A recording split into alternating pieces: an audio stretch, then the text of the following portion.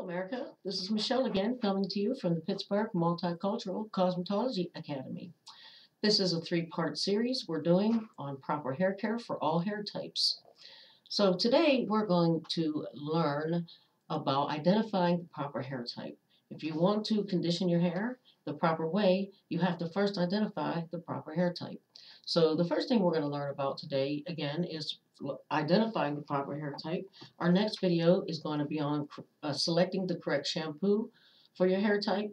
And then our last video on this series is going to be on conditioning, on the three and only three types of conditioners that there are, and also how hair gets damaged, and only the three ways that hair can be damaged, and actually how to fix those problems that you get from damage in hair those ways. All right, so let's start with the first part of this series, which is on how to identify hair types. So we're going to do proper hair care for all hair types, and the first thing we're going to learn is how to identify your own hair type itself. Okay? And again, remember, when we're talking about this, we don't care where you came from, what color your skin is, who your parents were, or anything. Of course, heredity has everything to do with the color of your hair, how curly it comes out of your head, how long it gets, all that. All that is dependent upon your DNA and your parents' parents, etc. So, that is what it's due to, but that doesn't matter when it comes to hair, when it comes to hair care. The only thing you should be concerned about is how it comes out of your head and what you've done to it since it came out of your head, right? So I don't care how tight curly it is or how bone straight it is. I'm going to teach you how to take good care of your hair all the time, no matter what you do to it.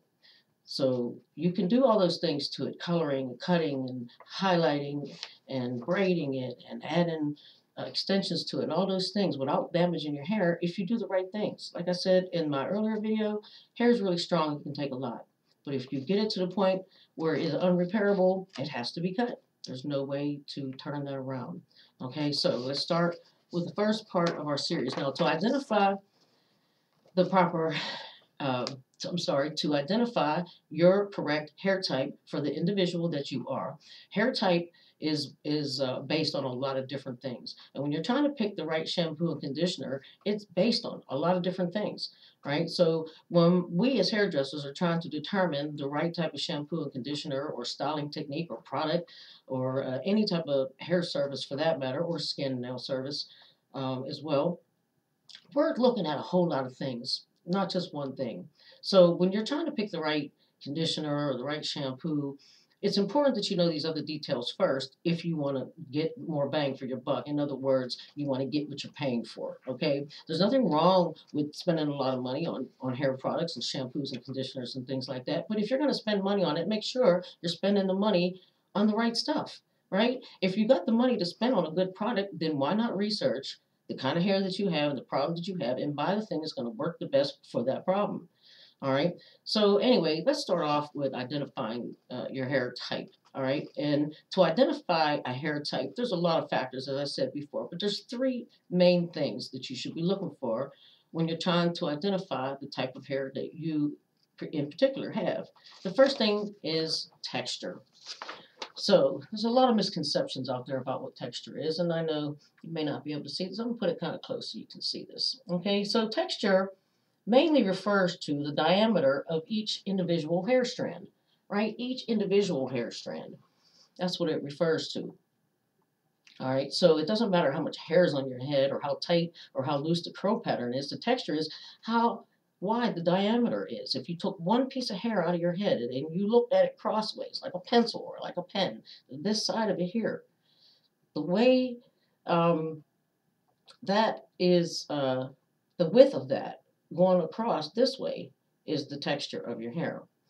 All right, so as you can see by my picture here, fine hair has the least diameter. It's very small.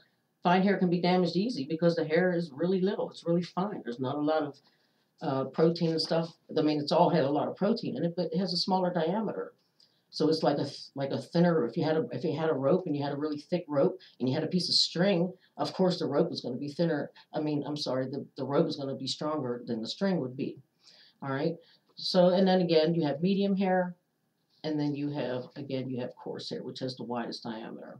Now, under the microscope, Asian nationalities have the coarsest of all hair types. Does that make sense? So, this isn't just a mystery. This isn't just something that somebody made up. There's scientists that take hair and they put it under microscopes, and they have charts that they look at and meters that they read, and they measure things. And when they measure the circumference going around a piece of hair, the width going across the center, they have charts that they go by for different nationalities. And as they pull it out and they check it and they put it on the slide, they found that Asian nationalities, and there's a lot of different types of nationalities of every culture, that Asian nationalities have the coarsest hair. The coarsest hair is harder to damage because of the wider circumference. There's a lot of more protein strings on the inside of it twisted together to make it even stronger. So it's harder to damage. It can take a whole lot more, but can it be damaged and break off as well? Yes, it can. It just takes a little bit more for coarse hair to do that. All right. So remember too that texture, the main definition of texture is the diameter of each individual hair strand. But also sometimes people refer to texture as just how it looks or how it feels to the touch. I'll give you a good example. If you paint your house with texture paint, if anybody knows what textured paint is, all right, when you look at it, it looks bumpy. When you touch it, it feels bumpy, right? That's also a type of texture. When we're talking about hair itself, when we're talking about texture of hair, what we're talking about is the diameter of each individual hair strand, okay? So determine the type of hair you have, number one, by figuring out what kind of texture that you have. Is your hair fine? Is it medium? Or is it coarse? Or is it somewhere in between? Your hair can be medium fine, it can be medium coarse. There's all these averages in the middle of all of them. So hair, you see how everybody's hair is different because depending on who you are, your hair is going to come out of your head a different way. Does that make sense? All right, let's move to the next thing to identify the type of hair that you have.